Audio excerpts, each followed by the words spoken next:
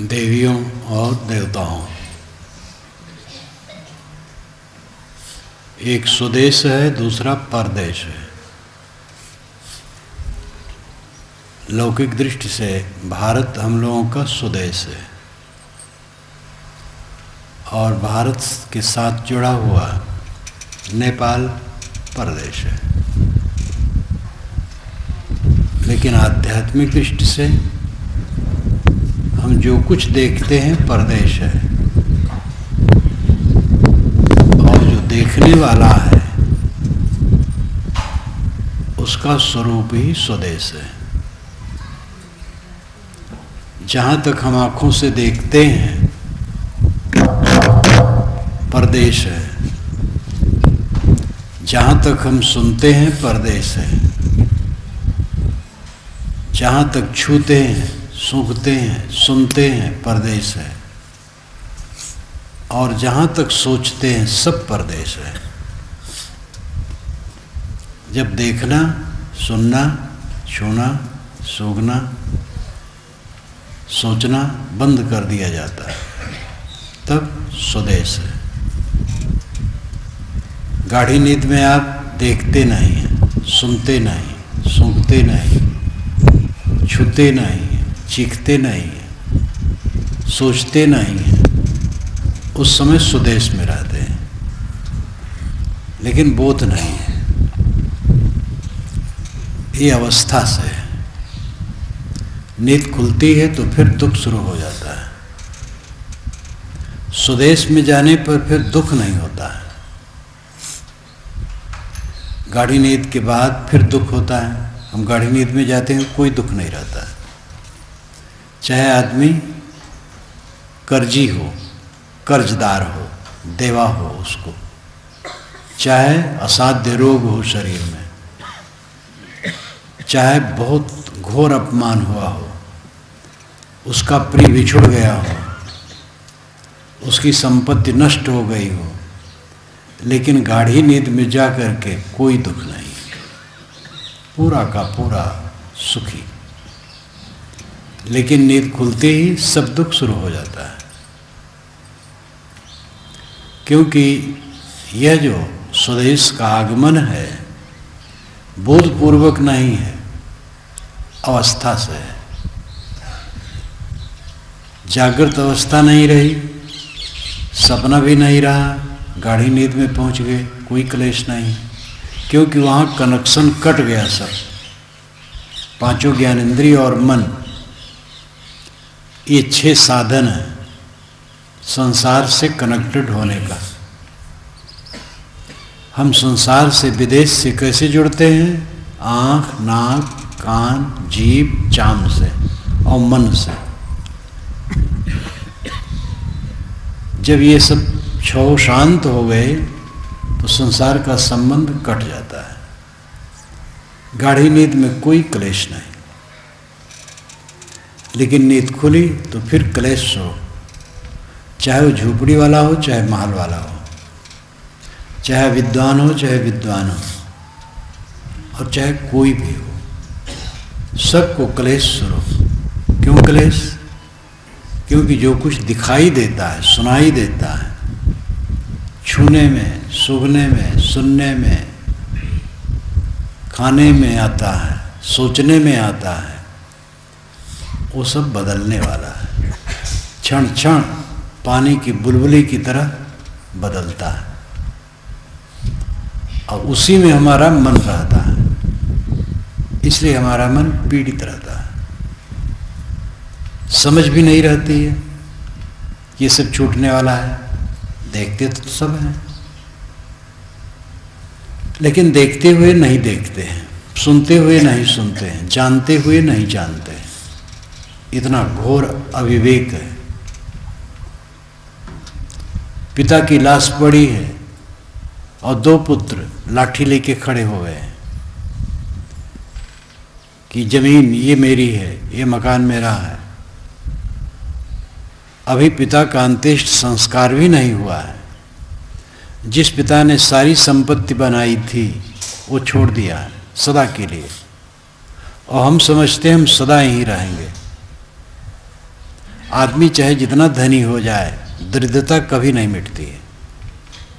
दरिद्रता तो विवेक से और संतोष से मिटती है। धन से किसी की दरिद्रता नहीं मिटती, धन से दरिद्रता बढ़ती है। आप कहेंगे कैसे? अगर सरकार एक खोंचे वाले से कहे कि तुम्हें सहयोग दिया जाएगा, कितना चाहिए? जो खोंचा में सामान रख करके बेचता है वो कितनी मांग करेगा? 1000, 2000, 4000। लेकिन जो ढाबा बना के बैठा है वो लाख मांगेगा कि लाख दे दीजिए तो हमारा काम बढ़ जाए। और जो दुकान सजा के बैठे हैं वो तो बहुत मांगेंगे। और टाटा बिरला डालमिया से पूछा जाए कि आपको सहयोग देना है, कितना देना पड़ेगा, तो हम लोग तो सोच भी नहीं सकते हैं वो कितना मांगेंगे। पैसे से दरिद्रता नहीं मिटती है, दरिद्रता संतोष से मिटती है। नींद खुलते ही दरिद्रता शुरू हो जाती है। नींद खुली और दरिद्रता शुरू, और दरिद्रता में केवल पीड़ा है। लालच करना दरिद्रता है, लालच करना दरिद्रता है। कहीं हम ललचाते हैं, दरिद्रता अपनी जाहिर करते हैं। किसी को रूप देख करके ललचाए, मकान देख के ललचाए, जमीन देख के ललचाए, दुकान देख के ललचाए, प्रतिष्ठा देख के ललचाए। जहाँ तक ललचाते हैं दरिद्रता है। जो छूटने वाली चीज़ें हैं, परिवर्तित चीज़ें हैं, रहने वाली नहीं हैं, उन्हीं में मन है। और ऐसे मन नहीं है, मोह पूर्वक है। इसलिए सब समय सब जीव पीड़ा भोगते हैं, संतापित रहते हैं, जलते रहते हैं। ज्ञान पूर्वक जब देखते हुए भी न देखने की स्थिति में रहे। एक बार मैंने कहा कि मोह बस आदमी देखते हुए नहीं देखता, जानते हुए नहीं जानता है। एक की लाश पड़ी है, देख रहा है, जान रहा है, ऐसे जाना है, लेकिन नहीं देखता, नहीं जानता, इतना प्रमाद है। दूसरी तरफ ज्ञानी देखकर नहीं देखता है, जानकर नहीं जानता है, देखता है लेकिन मानो नहीं देखता है। वो सब के लिए उसकी मिथ्या दृष्टि रहती है। सब मिथ्या है, सब रुकने वाला नहीं है। जानता है लेकिन लोभता कहीं नहीं। काहीं कबीर ते उबरे जाहि न मोह समाए। छोटी सी पंक्ति है और काफी है। इसी को घोर घोर करके हम पिए मनन करें बराबर, तो इसी में काफी है।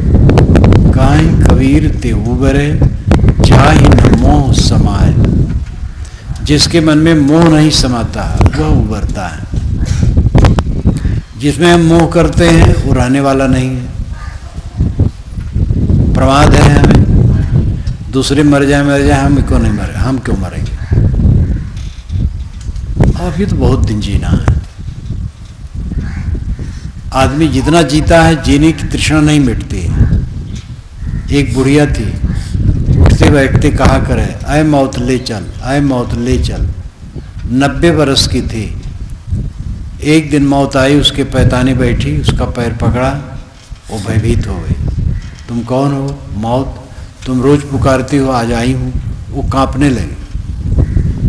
उसने कहा घर में जवान जवान बहू बेटे, उनको ले जाओ, मैं चल करके क्या करूँगी। वो कांपने लगी। ये कहावत है, मौत कोई व्यक्ति नहीं है जो आके बात करे। आदमी जर्जर हो जाता है तब भी चाहता है मरो ना, क्योंकि उसका स्वरूप ही अमर है। आत्मा का स्वरूप अमर है, लेकिन देह में आरोपित होने से मन, हम देह को अमर बनाना चाहते हैं। आत्मा का स्वरूप ही तृप्त है, वो अपने आप में पूरा तृप्त है, लेकिन ये समझता नहीं है, तो भोगों से तृप्त करना चाहता है। और भोगों से किसी को तृप्ति होती नहीं है। खाते खाते पेट भर जाता है, लेकिन खाने की लालसा नहीं मिटती। देखते देखते आंखें बुढ़ा जाती हैं, देखने की लालसा नहीं मिटती है। और जितने हम रूप देखते हैं हमारे आंख में भी नहीं चिपकते हैं। आत्मा तक पहुंचना तो बहुत दूर है, आंख में भी नहीं चिपकते हैं।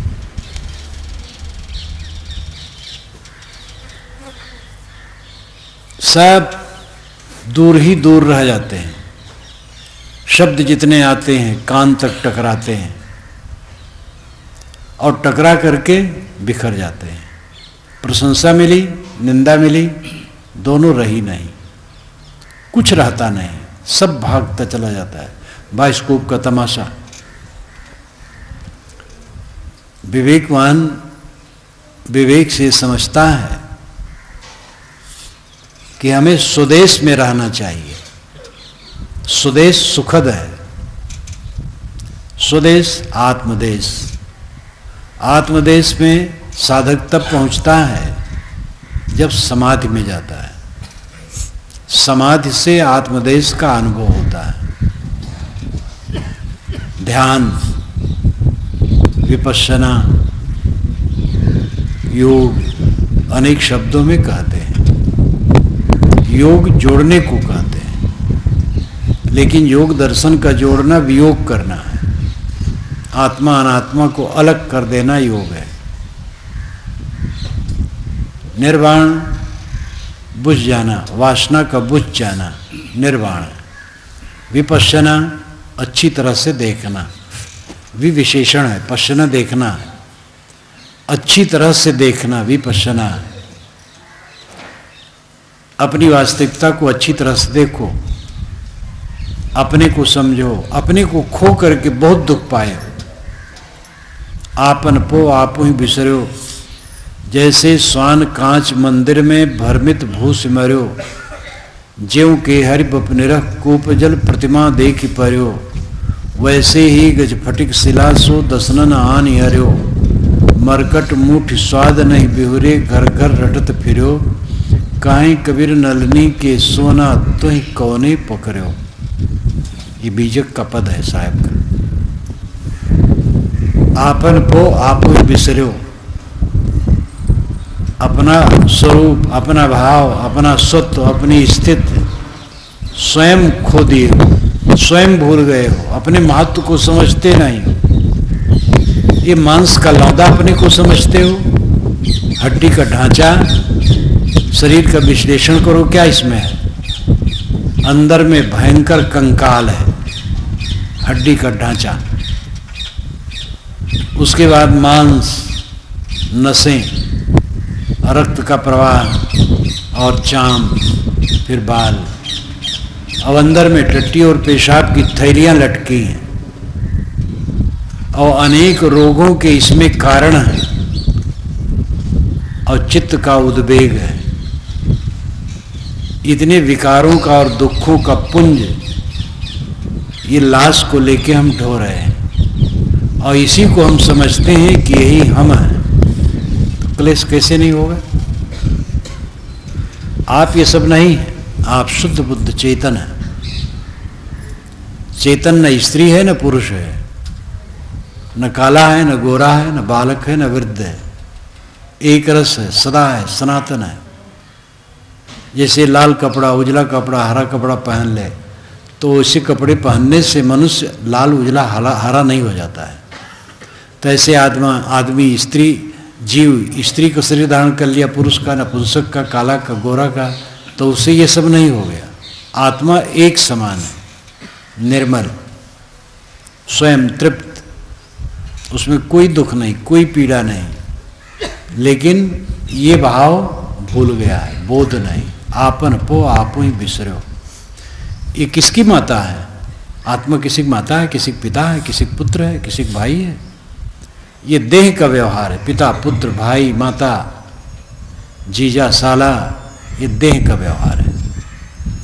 आत्मा बिल्कुल निर्मल है, उसमें कोई विकार नहीं, कोई पीड़ा नहीं, कोई संताप नहीं, कोई नाम रूप नहीं, कोई प्रपंच नहीं। इसका बोध इंसान को नहीं।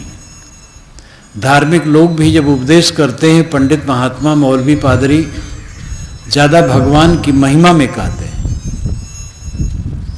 भगवान की महिमा, अवतार की महिमा, पैगंबर की महिमा, देवता की महिमा। मनुष्य की महिमा में कहने वाले बहुत कम हैं। मनुष्य का जो अपना असली स्वरूप है वो निर्मल है, वो उसमें कोई दुख पीड़ा नहीं। हमने दुख पीड़ा को तो बटोरा है, इकट्ठा किया है। अपने अविवेक से हम एक एक काम करते हैं जिससे दुख का संग्रह होता चला जाता है। एक एक मोह बनाते हैं, वैर बनाते हैं, द्वेष बनाते हैं, कलह करते हैं, लोभ करते हैं, लालच करते हैं, जगह जगह तुच्छ बुद्धि का प्रयोग करते हैं जीवन में, और उसी से हमारे जीवन में दुख बनता चला जाता है। दुख और सुख की अनुभूति का आधार मन है। ध्यान दीजिए, वस्तुओं से ज़्यादा धन इकट्ठा हो जाए तो कहीं सुख होता है। सुख की अनुभूति सुलझे हुए मन से होती है, दुख की अनुभूति उलझे हुए मन से होती है। कोई चांदी सोने के पलंग पर लेटे तो इससे क्या सुखी हो जाएगा? रावण तो सोने की नगरी में रहता था। उस जमाने में रामायण के अनुसार वीरता, विद्वता और विज्ञान की उन्नति, इन सब में पूरे भूमंडल पर श्रेष्ठ था। रामायण में जैसे लिखा है, कहाँ तक सच है इसके विषय में कुछ नहीं कहा जा सकता। लंका वाले कहते हैं हमारे यहाँ कोई रावण रहा ही नहीं है, कोई इतिहास ही नहीं है, ये तो भारत वालों ने थोप दिया है। एक पंडित जी जो उत्तर प्रदेश के थे, लंका गए तो वहाँ आश्रम मकान बना के रहने लगे, पुरोहिताई करने। हिंदू वहाँ है ही हैं। तो जब उन्होंने अच्छी तरह से पता पाया कि रावण का कोई इतिहास नहीं है, कोई राम यहाँ लड़ने नहीं आया है, तो वे रामायण पढ़ना छोड़ दिए। तो मैंने कहा भाई पढ़ना क्यों छोड़ दिए? रामायण में बहुत काम की चीज़ें हैं, उससे शिक्षा लेनी चाहिए। लेकिन उनका मन उदास हो गया कि ये कहानी है। परंतु जैसे है, सोने की नगरी मतलब बहुत संपन्न और महाविद्वान, और ब्रह्मा का पनाती था चौथी पीढ़ी में, और महाबलवान दशरथ से कहलाया गया है। जब दशरथ के पास विश्वामित्र गए हैं राम को मांगने के लिए कि हम यज्ञ करते हैं तो राक्षस विघ्न करते हैं, और हम अगर गुस्सा करते हैं तो फिर यज्ञ अशुद्ध होता है। यज्ञ करने वाले को गुस्सा नहीं करना चाहिए। तो राम चलें, उसकी रक्षा करें और हम यज्ञ निर्विघ्न कर लें। तो दशरथ ने कहा कि राम तो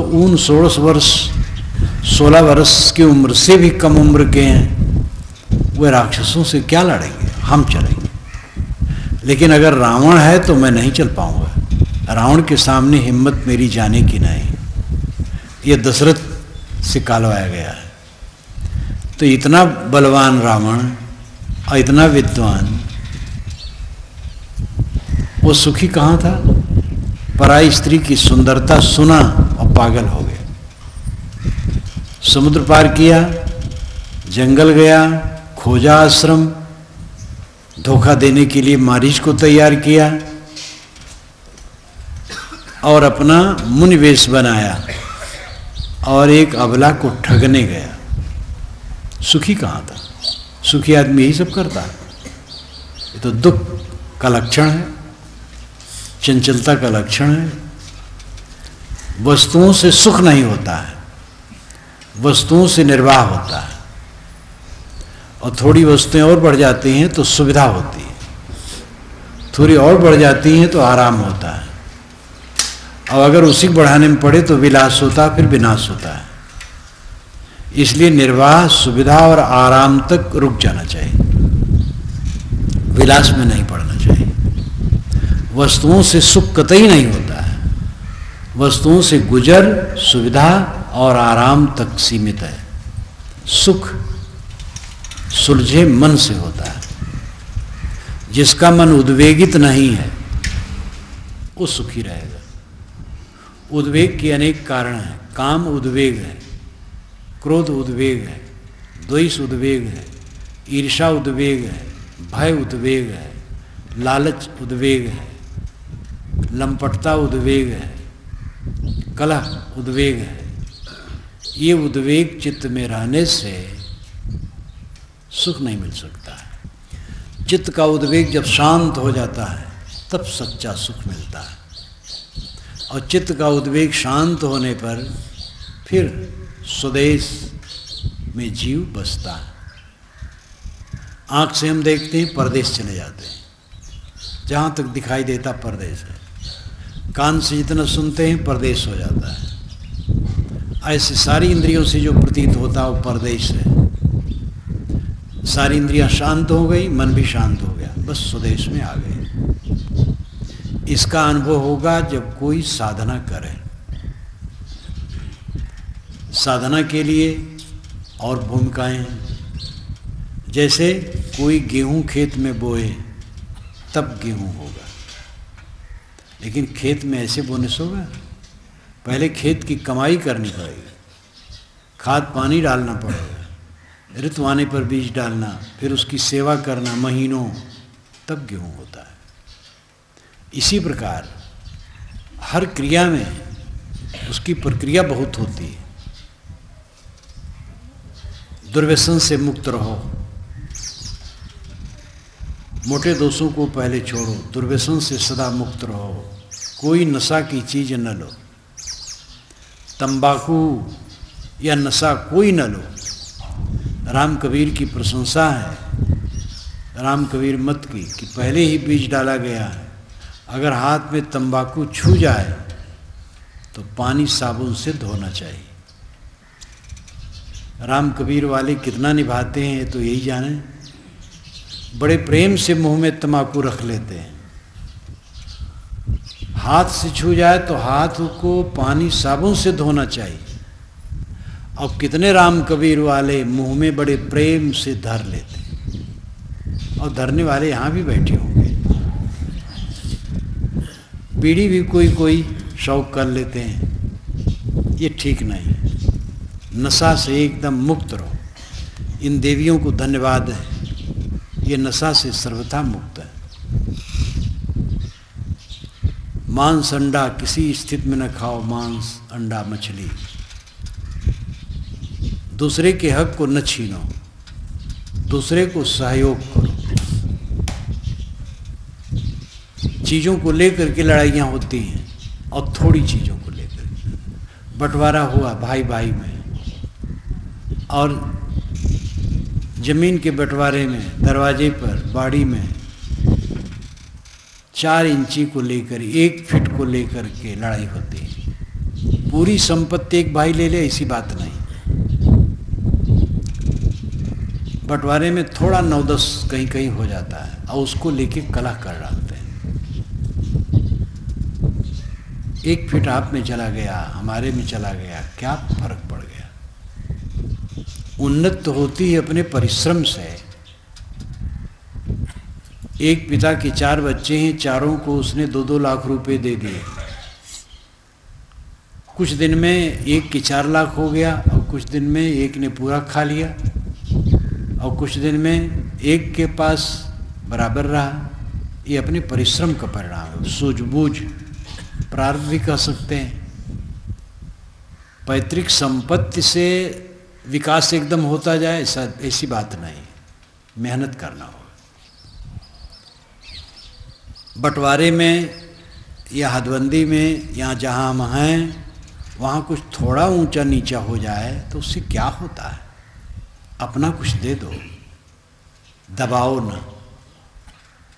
कितने किसान हैं, उनकी इतनी दरिद्रता है, खेत गोड़ेंगे तो मेड़ को काट लेंगे, खेत भर में अन्न जब नहीं हो रहा है पेट भरने के लिए, तो मेड़ काटने से अन्न होगा।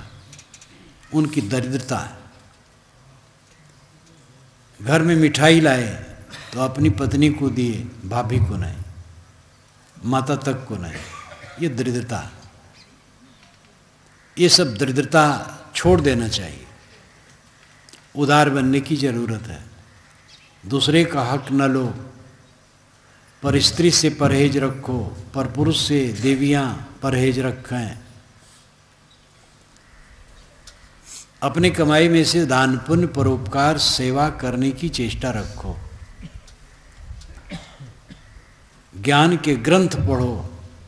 सुबह शाम अकेले में बैठकर ज्ञान के ग्रंथ पढ़ो और विचारो और ध्यान करो। 3 काम: स्वाध्याय, साधना और समाधि। स्वाध्याय का शाब्दिक अर्थ होता अपने आप का अध्ययन, लेकिन रूढ़ अर्थ है सदग्रंथों का अध्ययन। ज्ञान की पुस्तकों का अध्ययन करो। रोज रोज अध्ययन करने से ज्ञान के सूत्र दिमाग में आते हैं, उसका अभ्यास बनता है और जागरूकता आती है।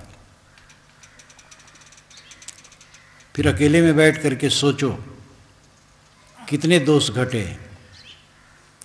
पहले का तामस, क्रोध, भोग वासना, तृष्णा, उलझन, उद्वेग, लड़ाई करने की प्रवृत्ति, ये दुर्गुण सब कितने घटे।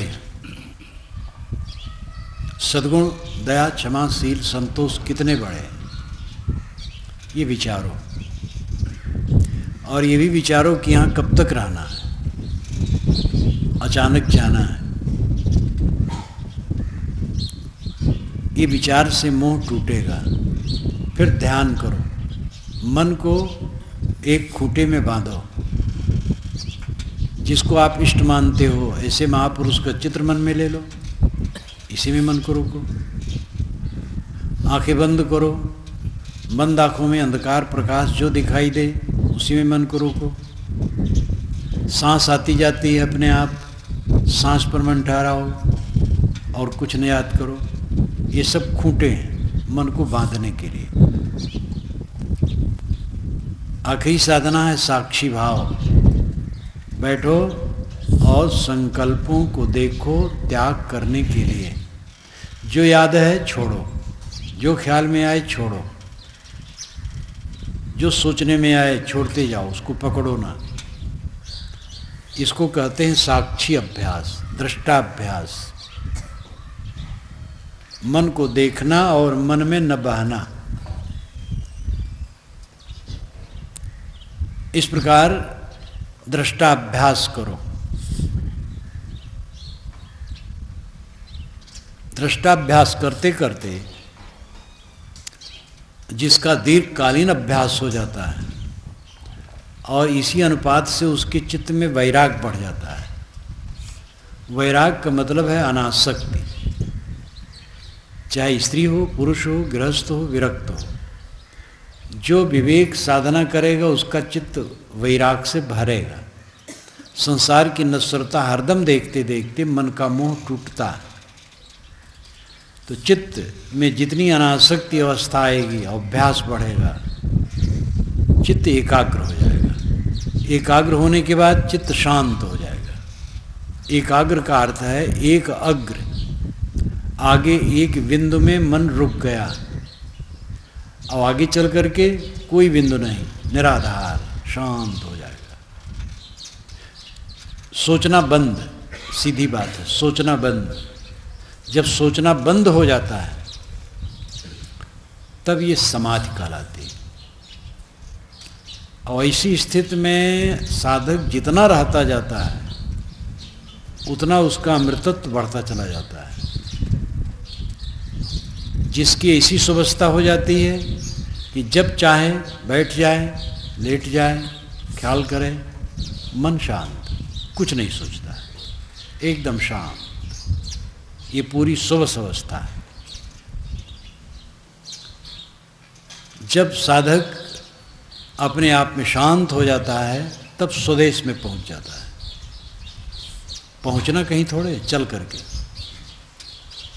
अपने आप रुक गया। बड़ौदा पहुंचने के लिए चलना है और परमात्मा से मिलने के लिए रुकना है। चलने से परमात्मा नहीं मिलेगा, चलने से देश मिलेगा, भिन्न देश भिन्न काल। हर वस्तु देश काल में गति करती है। चलने से भिन्न देश मिलेगा, भिन्न काल मिलेगा। और परमात्मा से देश काल की दूरी नहीं है, न वो दूसरे देश में मिलता है न दूसरे काल यानी समय में मिलता है। वो इसी देश में और इसी काल में है, इसी समय में है। जहाँ हम बैठे हैं वहीं है और वो अपना आपा है, अपना स्वरूप है, आत्मा है। आत्मा परमात्मा है, पाना नहीं है, नित्य प्राप्त है। समझ के ठहर जाना है। दौड़त दौड़त दौड़िया, जहाँ तक मन की दौड़, दौड़ थका मन थिर भया, वस्तु ठौर की ठौर। दौड़ते दौड़ते बहुत दौड़ा, जहाँ तक मन की दौड़ थी। जब थक गया तो वस्तु पास में ही है। परमात्मा को खोजने के लिए लोग देश विदेश भटकते हैं, कहीं परमात्मा मिलता है। तीर्थों के नाम रहते हैं बड़े सुहावने, वहाँ जाओ तो पंडा पुजारी है, आम जनता है, दुकानें हैं, नदियाँ हैं, मकानात हैं, अल्लाह गुल्ला है, कीचड़ पानी है। कहीं कहीं ज्ञानी भी होंगे, वो तो कम दिखाई देते, हल्ला गुल्ला ज़्यादा दिखाई देता है। कोई खोजी होता है तो ज्ञानी के पास भी पहुँच सकता है, लेकिन परमात्मा कहीं नहीं मिलता है। परमात्मा तो आपका आत्मा है, उसके लिए चलना थोड़े है। चल करके देश काल की प्राप्ति होती है और परमात्मा देश काल की परिधि से परे है। न वो भिन्न देश में है न भिन्न काल में है। जहाँ आप हैं वहीं है और इसी समय है, और उसमें समय की देरी नहीं, जगह की देरी नहीं। लौट आइए अपने में, लौटने का अभ्यास करो। और ये अभ्यास लोग नहीं करते, इसलिए बाहर से संपन्न होकर के भी भीतर से विपन्न रहते हैं, दुखी रहते हैं। बच्चों सरीखा अपना मन रखते हैं। बच्चे खिलौने देखे बस उसके लिए मारामारी करने लगे। हम बुढ़ा गए, दुनिया की चीज़ों को लेकर के झगड़ रहे हैं, मारामारी कर रहे हैं, तृष्णा में उलझे हैं, होश ही नहीं है, बुजुर्गानी आती ही नहीं है, बाल पक गए, दांत उखड़ गए, चाम में सिकन आ गई, लेकिन बुजुर्गानी नहीं आई। तन के वृद्ध कहा भो बौरे मनुआ अजहूँ बारो, ऊपर उजर कहाँ भो बौरे, भीतर अजहूँ कारो। तन के वृद्ध कहाँ भो बौरे मनुआ अजहूँ बारो। शरीर बूढ़ा हो गया और मन बालक बना हुआ है। सारे दुख का कारण है दुनिया की वस्तुओं में मोह। उस मोह को जब तक नहीं घटाएंगे दुख नहीं दूर होगा। मोह घटा करके काम करो। परिवार का पालन मोह त्याग करके करो। आप कहेंगे मोह त्याग देंगे कैसे परिवार का पालन करेंगे? बालक केरी धाय जो आपन जानत ना है। साहब कहते हैं कि धनी घरानों में जब बच्चे पैदा होते हैं उनको पालने के लिए नौकरानियाँ आती हैं। वह नौकरानियाँ बच्चों का पालन करती हैं, अपना नहीं मानती हैं, मोह नहीं करती हैं, लेकिन प्रेम करती हैं और पूरा काम करती हैं। इसी ढंग से जो स्वजन परिजन के साथ सुंदर बर्ताव करते हुए मोह से रहित रहेगा वही इस दशा को पा सकेगा। दुख रहित दशा सबको प्रिय है। जीवन में दुख न हो, केवल सुख हो, और उसकी एक ही जगह है, आत्म स्थित। आत्मा को पहचानो, उसको शोधो, उसके संपर्क के विकार को हटाओ और आत्मलीन हो, आत्मसंतुष्ट हो, आत्मतृप्त हो। यही संतों, ऋषियों, मुनियों, पीरों सबका उपदेश रहा है और यही उपदेश हम लोगों के लिए कल्याणकारी है। मैं अपनी वाणी को विराम देता हूँ। सद्गुरुदेव